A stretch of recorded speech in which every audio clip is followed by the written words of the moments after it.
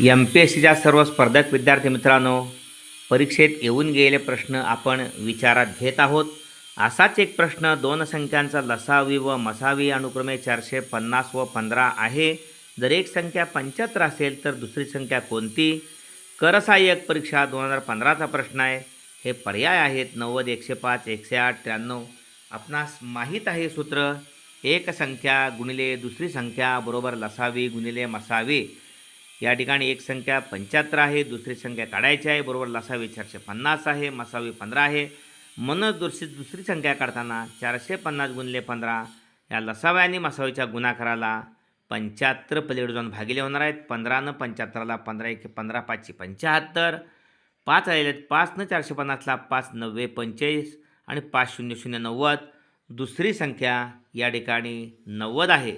अशा पद्धतीनं अचूक सूत्राचा वापर केल्यास आपल्याला अचूक पर्याय मिळतो. 90 अचूक पर्याय आहे. धन्यवाद.